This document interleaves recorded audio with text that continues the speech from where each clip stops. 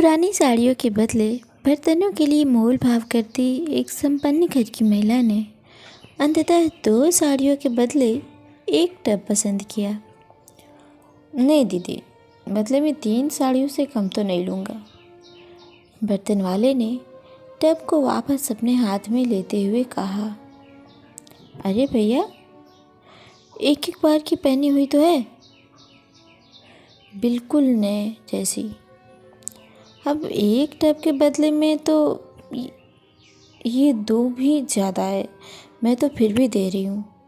नहीं, 3 से कम तो नहीं हो पाएगा, वह फिर बोला।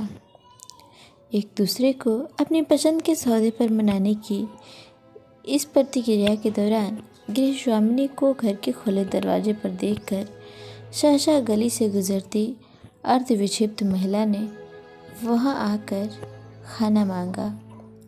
आदतन हिकारत से उठी महिला की नज़रें उस महिला के कपड़ों पर गई। अलग अलग कतरनों को गांठ बांधकर बनाई गई उसकी साड़ी उसके युवा शरीर को ढकने का असफल प्रयास कर रही थी। एक बारगी उस महिला ने मुंह बिचकाया, पर सुबह सुबह का याचक है सोचकर अंदर से रात की बची हुई रोटियां मंगवाई। उसे रोटी देकर पलते हुए उसने बर्तन वाले से कहा, तो भैया क्या सोचा आपने? 2 साड़ियों में दे रहे हो या मैं वापस रख लूँ? बर्तन वाले ने उसे इस बार चुपचाप टब पकड़ाया और दोनों पुरानी साड़ियाँ अपने गट्ठर में बांधकर बाहर निकला।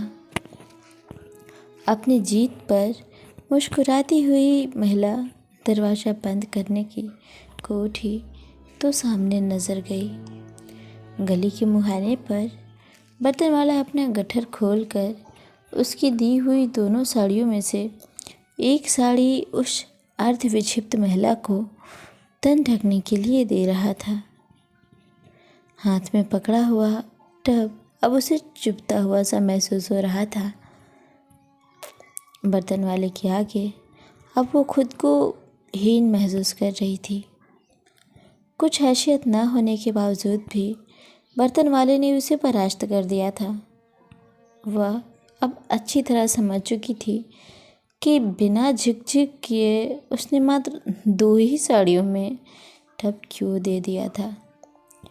कुछ देने के लिए आदमी की हैसियत नहीं, दिल बड़ा होना चाहिए। आपके पास क्या है और कितना है यह कोई मायने नहीं रखता, आपकी सोच व नियत सर्वोपरि होना आवश्यक है।